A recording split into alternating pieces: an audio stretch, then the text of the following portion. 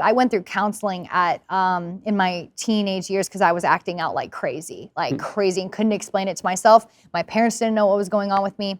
And I went to a counselor, and she specifically said the reason I was acting out was because I was looking for love. And when you say acting out, what do you mean? So I was like sneaking out of my house when I was 15, 16 years old. Like sneaking out the window at like 1 or 2 in the morning when the whole house had went to sleep, meeting boys, meeting random people. I wasn't drinking, doing drugs, partying. I just wanted to be around people and have freedom. I had such a rush from sneaking out of my house because it was like the only form of freedom that I felt like I had control over.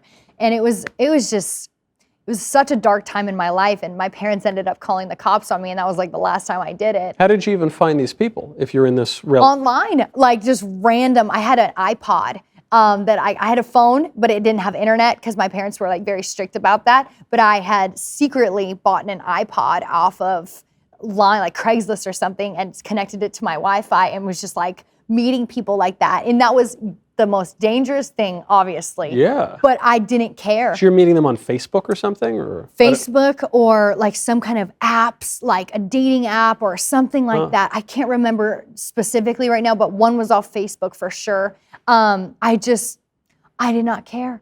I was just like, or if I met them in person, I'd get their details like secretly and then like we'd talk like that.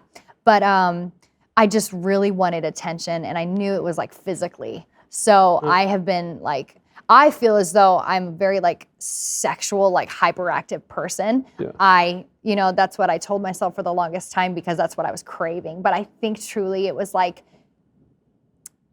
physical touch, but in like a loving way and not a sexual way. Right. So, but that's what the counselor was like trying to explain to me, was that she feels as though I'm acting out in these ways, like these dramatic ways to, one, get attention, and two, like just feel love that I'm not feeling at home because my parents are focused on the church and not their kids.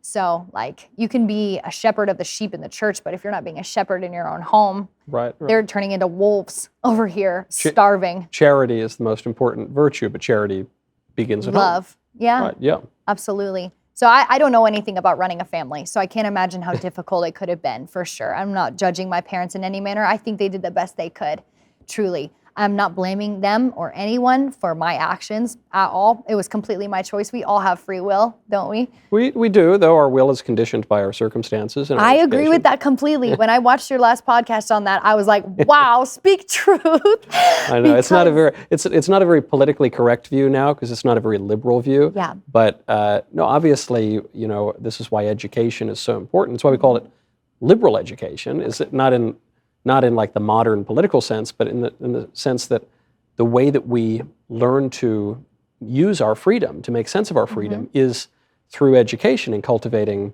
intellectual virtues, but also moral virtues that are habits. And if something goes wrong in that instruction, you're liable to go wrong. You won't be able to exercise your free will. Absolutely. And if you're not educated well on the topic, or who is at any age, you're not educated on everything, but you back up on things that you were kind of influenced by, like if you don't actively have a knowledge about it, you kind of kick in with, well, this is what I know, this is what I've experienced. That's how I kind of feel about it. And again, it's not blaming my parents in any manner. I'm very thankful for my parents. But something went really wrong. Directed me, in a weird way, for sure. I really do believe that. I'm really happy that, I wouldn't take any of it back because it still ended up shaping me into the person I am now. No matter what, like hurt, it's a beautiful thing. You wouldn't take what back? Your actions or the way you were raised? Both, actually. My actions leading up to my actions on. Of course, I'm ashamed of it, and I do want to be very clear about that. In no way, shape, or form should anyone go through that and be like, oh, I'll just get saved later, or I'll just get off after that, or who cares about what my reputation is later. You should absolutely care about who you are, who you're going to be. And I don't think people now being influenced by it understand the direct harm it will do to your mind, your body, and your soul. So it sounds like you're saying you do regret it. You just... Of course. The actions, absolutely. Would I take it back? No, and this is the reasoning. Because I feel like my testimony is very strong now. You know, in Paul in the Bible, or Saul, who turned to Paul in the Bible, was absolutely persecuting and killing Christians, you know, and holding the coat for people stoning the apostles, right?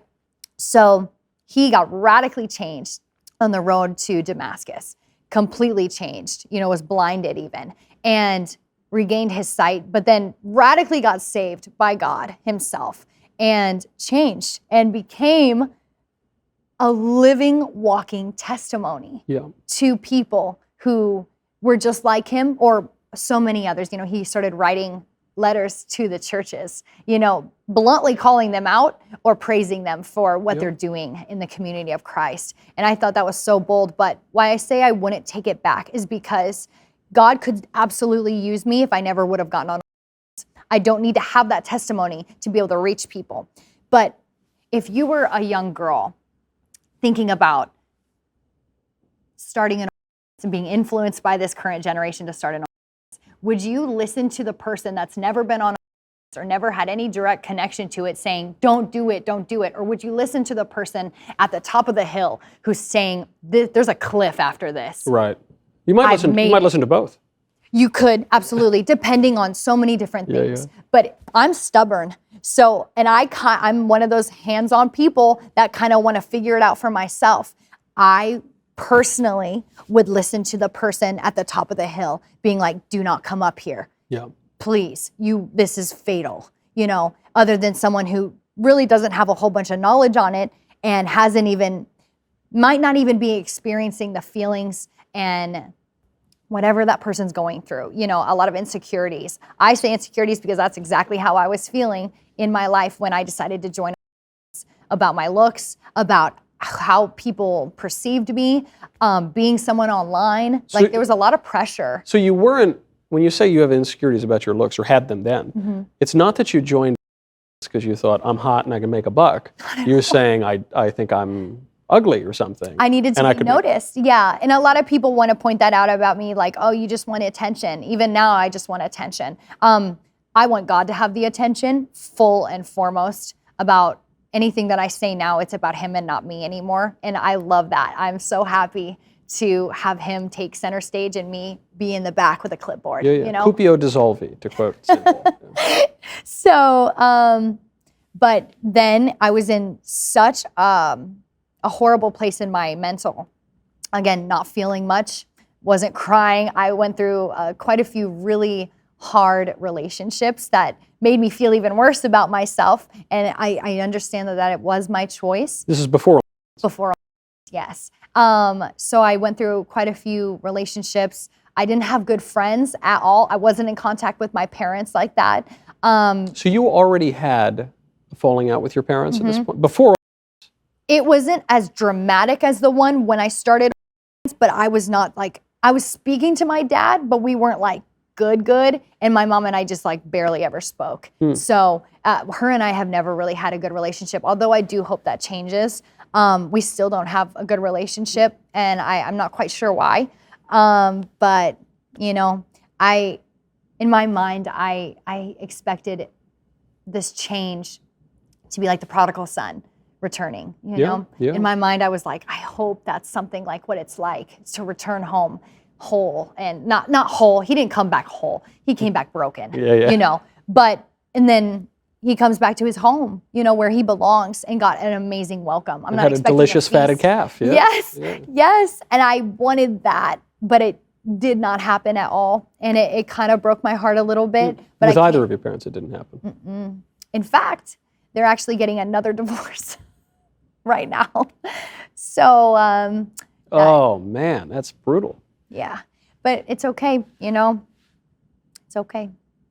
Yeah, and God's overarching providence, all things will be turned to good. Doesn't make it any more pleasant at the time. It doesn't, but this is human feeling, you know, and we all experience things. And honestly, I'm thankful for the feeling. You know, I'm thankful to be able to feel again. I actually praise God that I can feel things. I praise God when I'm crying. I praise God when I'm happy, because it all belongs to him anyway. He is our creator. I rejoice in my sufferings. It's a very traditional Absolutely. view. Well, it's also downplayed in modern religion, which is that suffering is sanctifying because it joins us to the sufferings of Christ on the cross. It does. Exactly. I just heard that yesterday too, and I could not be more just shaken by that. I was like, wow, when Christ was suffering on the cross, like he was able to forgive people who were killing him.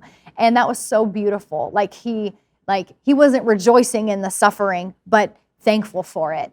And I was like, wow, and he changed the world, completely changed the world. And created it. Yes. Yeah. So I want to be like that. And I want to learn how to recorrect what I believed previously.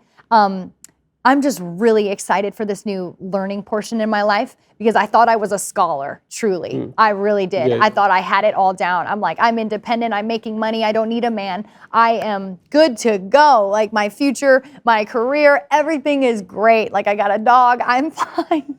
So classic modern like millennial Zoomer. Just like I got everything. I got money and a What computer and a else? dog. What else do I? Facts. I drive a Porsche. Like this is great. So man, my mind could not be more changed. Oh my gosh, my soul is forever changed from that.